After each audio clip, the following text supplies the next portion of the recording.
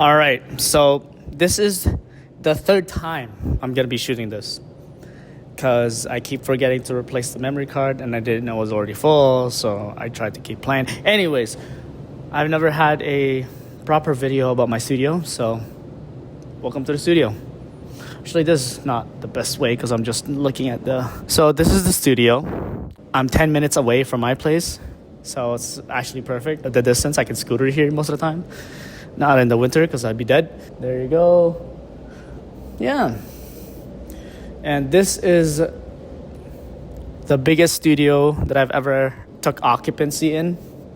That's a proper word. But yeah, I'm sharing it with a bunch of people. Now, I think it's very hard to find people that, one, take care of themselves, respects the space, and yeah, I don't have to worry about whoever's in the space. I think that's a very big thing. But if you are thinking about getting a space or fortunate enough to have a space, I wanted to make this video for, I think, essentials that you need to have in your studio space. Yeah. So I think this is one of the most important things to have in your studio space. This is a rolling table.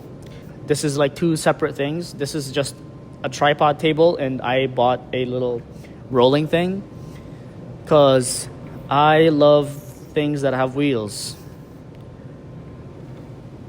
And also you can do shit like this. You can put your lens, you can put your coffee, and actually, most of the time, I would shoot tethered.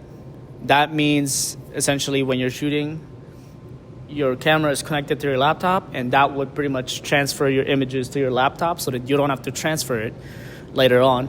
And also, I think the biggest giveaway from that is that your client or the people that's on set can't see your images. So most importantly, your client.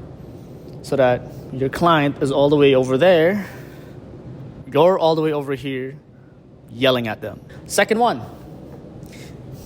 Now that I finally have Apple boxes, I can say I think Apple boxes is the best investment you can have in your studio. And the reason why is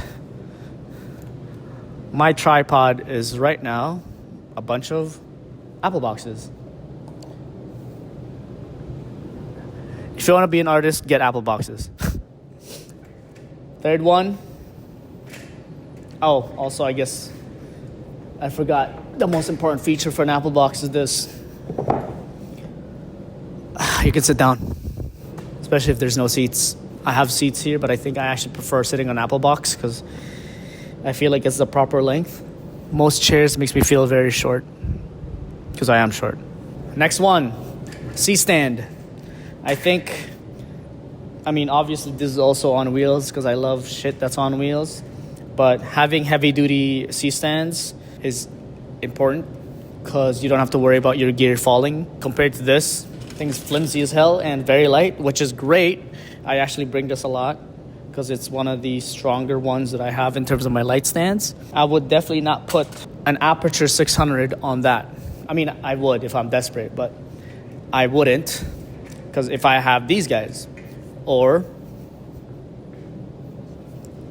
these guys, I prefer this one because, again, the wheels, and it's also actually a little shorter, which I'd rather have something in between than always really high, I guess, unless if you're shooting from top down. Anyways, C-stands. I was going to say sandbags, but I'm one of those people that, I care about my equipment, but sandbags are kind of annoying to me, but they are essential, I guess, if you're on location and for safety. Obviously, you don't want anybody getting hit with anything on your set, obviously. But I trust my equipment enough. And also, I don't want to break my stuff, so of course I wouldn't do something stupid like hanging stuff over without a sandbag. I think studio stuff, you need to have this. I have that, which is pretty much like a 25-foot AC. Obviously, I don't need 25 feet.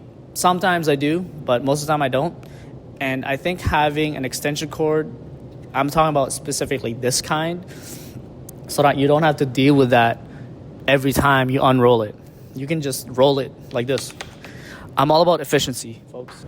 I mean, again, obviously you need the stands, you need like lights, because having a space like this is not like a themed studio. Like when people think of renting studios, in my opinion, they think of the curated spaces, like having a couch or like God, I'm saying like a lot. It's just they have a space and they have a look to them, whereas this kind of spaces is just an open empty space, and you kind of have to create with lighting, with the styling of the subject matter, and background and stuff like that. Obviously the edit as well. I just wanted to showcase the space, to be honest, because I feel like I haven't really had the time to actually introduce the space.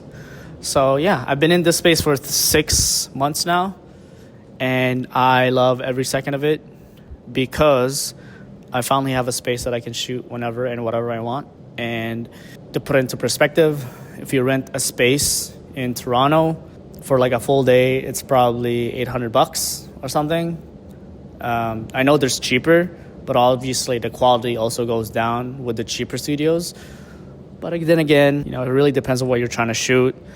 I'm just in a very fortunate place in my life and in my career that I can afford having a studio space. So, rather than renting out a studio space for a day, I'd rather have it for, monthly, because at least I have a space where I can store all of my stuff.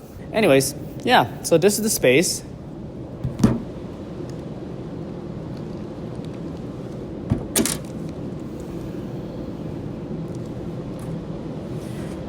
Yeah, this is the space. I hope you guys like it as much as I did. And I'm just freestyling this. I gotta wrap up. Peace.